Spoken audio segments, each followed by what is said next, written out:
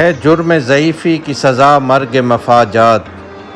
یہ کہانی ہے عظیم سندھو دریا اور دریائے ستلج کی مشترکہ ملکہ انڈس کوئین کی، جس کا نام سندھ طاس معاہدہ سے پہلے ستلج کوئین تھا۔ یہ دریائی کشتی ریاست بہاولپور کے شاندار ماضی کی وراثت اور پاکستان کے پانیوں کی تاریخ کا عظیم اثاثہ ہے۔ آپ عظیم سندھو دریا کی لافانی داستانوں میں انڈس کوئین کی کہانی سن رہے ہیں۔ آج کی کہانی میں ہم اس دریائی بیڑے اور اس سے جڑے بے مثال کرداروں سے آپ کا تعارف کروائیں گے۔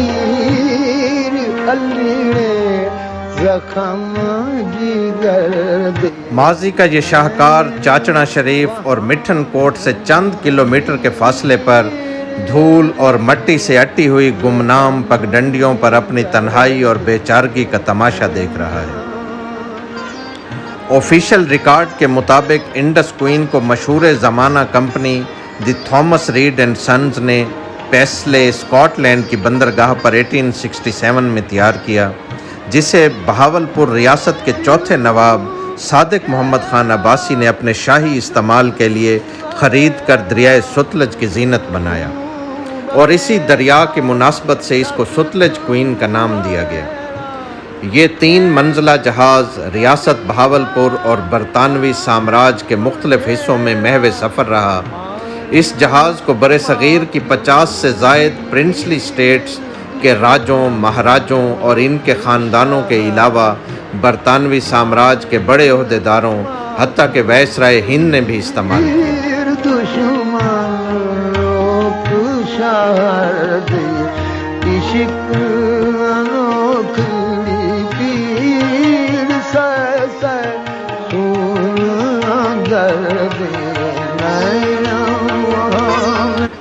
اس ستلج کی ملکہ پر 400 شاہی مہمانوں کے قیام و طعام کا بندوبست موجود تھا۔ ساخت کے اعتبار سے اس میں گلینف میرین انجن کمپنی کے سلو سپیڈ ڈیزل انجن اور جنریٹر کو استعمال کیا جاتا تھا۔ اس 3 منزلہ جہاز پر عورتوں، مسافروں اور VIP مہمانوں کے لیے الگ الگ کمپارٹمنٹ مخصوص تھے۔ اس جہاز پر 2 مسافر خانوں، 2 عرشوں کے علاوہ 2 ہیلپنگ بوٹس بطور پائلٹ بوٹس بھی موجود تھیں۔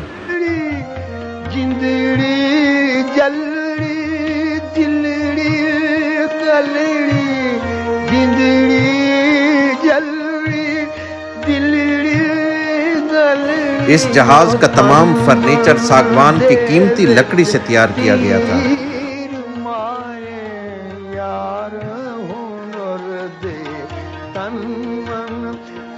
اس جہاز کو سمندر کے راستے اسکاٹ لینڈ سے دریائے سندھ اور دریائے سندھ سے بہاولپور منتقل کیا گیا تھا۔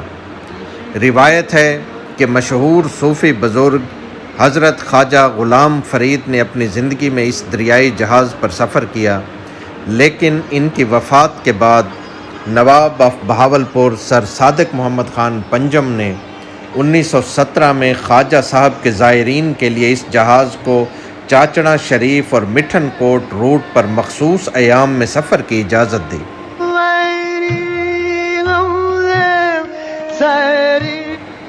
روایت کے مطابق ہر اسلامی مہینے کی 11 تاریخ سے 15 تاریخ تک یہ جہاز خواجہ صاحب کے زائرین کو چاچڑا اور مٹھن کوٹ کے درمیان سفری سہولیات مہیا کرتا رہا۔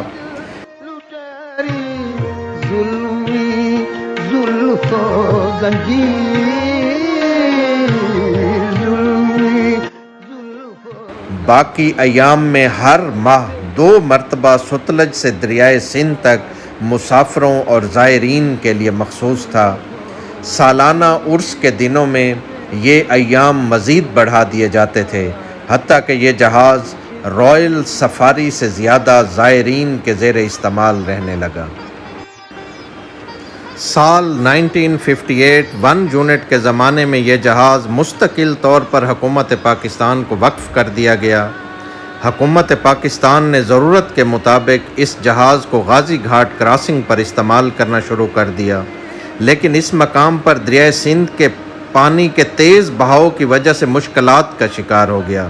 خواجہ صاحب کے زائرین نے اسے خواجہ صاحب کی کرامات سے منسوب کرنا شروع کر دیا، حتیٰ کہ حکومت پاکستان نے سال 1959 میں اس جہاز کی سابقہ روٹین بحال کرتے ہوئے اسے مخصوص ایام کے علاوہ ستلج اور سندھ کے مابین رواں دواں کر دیا، لیکن سال 1968 میں سندھ طاس معاہدہ کے بعد دریائے ستلج اس بڑے جہاز کے لیے ناکافی ہو گیا، لہٰذا ماضی کی یہ ستلج کوئین مستقل طور پر انڈس کوئین بن گئی اور خواجہ صاحب کی نگری کی زینت ہو گئی۔ سال 1996 تک انڈس کوئین راجن پور اور رحیم یار خان کے اضلاع کے درمیان خدمات فراہم کرتی رہی، اور اس کے بعد تاحال اس ملکہ نے ہر آنے والا دن مشکل اور گمراہ کن تنہائی میں دیکھا ہے۔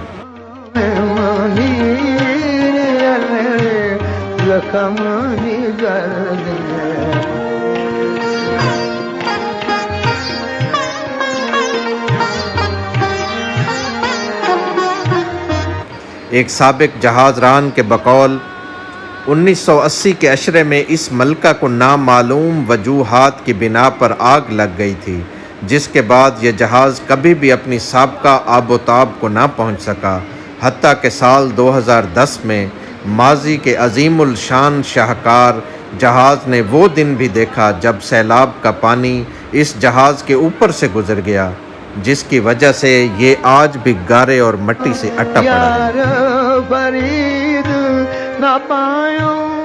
ہے۔ انڈس کوئین کے قریب ہی ایک پیڈل سٹیمر بھی حالات زمانہ کا شکار ہو کر اپنے زنگ آلود وجود میں اپنی قسمت کا تماشا دیکھ رہا ہے۔ اس نامعلوم دخانی کشتی کی ساخت کوئلہ سے چلنے والے جی سٹیمر کی ہے، جس کے بارے میں بتایا جاتا ہے کہ یہ انڈس کوئین سے زیادہ قدیم ہے اور انڈس فلوٹیلا کمپنی کی باقیات میں سے ہے۔ اس سٹیمر کی ابتدا سال 1835 سے بتائی جاتی ہے۔ یہ جی سٹیمر دریائے سندھ میں گدو سے براستہ نشتر گھاٹ، غازی گھاٹ تک مال مویشی اور عوامی بار برداری کے نقل و حمل کے لیے استعمال کیا جاتا تھا، جبکہ انڈس کوئین کو رائل بوٹ کے طور پر استعمال کیا جاتا تھا۔ جی سٹیمر سرکاری ملکیت، جبکہ انڈس کوئین نوابوں کی ذاتی ملکیت میں تھا۔ اس گمنام سٹیمر کی machinery imperial brands, Mackenzie and company engineers اور Chadburns ship telegraph company limited کی تیار کردہ ہے، جو کہ لیورپول میں رجسٹرڈ تھی۔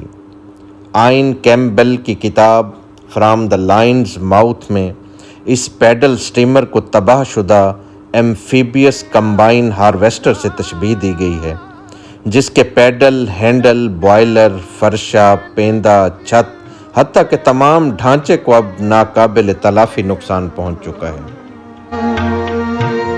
سردیوں سیس شریر میں داغ نہ بھر دے، سردیوں سیس شریر میں داغ نہ بھر دے، عشق نوکری پیر سو۔ دریائے سندھ کے ذریعے تجارت کی غرض سے بنائی گئی کمپنی انڈس فلوٹیلا کے زوال کی کہانی بر صغیر میں ریلوے کی ترقی سے شروع ہوئی، لیکن یہ بھی ایک حقیقت ہے کہ ٹرانس انڈس ریلوے اسی انڈس فلوٹیلا کمپنی کے جی سٹیمرز کی مرہون منت رہی ہے، حتیٰ کہ لاہور ریلوے اسٹیشن پر ریلوے کا پہلا انجن اسی جی سٹیمر کے ذریعے براستہ ملتان اور دریائے راوی کے ذریعے لاہور تک ٹرانسپورٹ کیا گیا۔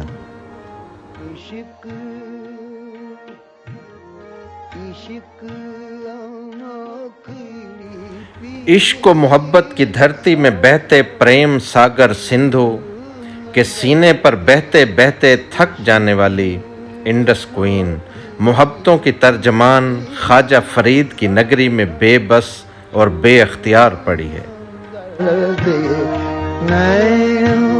وہاں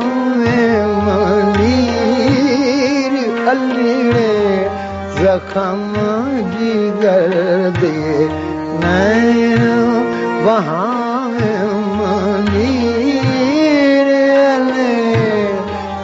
Indus queen Alexander the great की स्ट्रिंग ऑफ पर्ल्स के सबसे अहम मकाम से महज चंद मील के फासले पर है, जहां पंजाब के पांचों दरिया अपना वजूद सिंधु साई के अबदी वजूद के हवाले कर देते हैं। और ये वही जगह है जहां अलेक्जेंडर द ग्रेट दुनिया का सबसे खूबसूरत शहर अलेक्जेंड्रिया बनाना चाहते थे।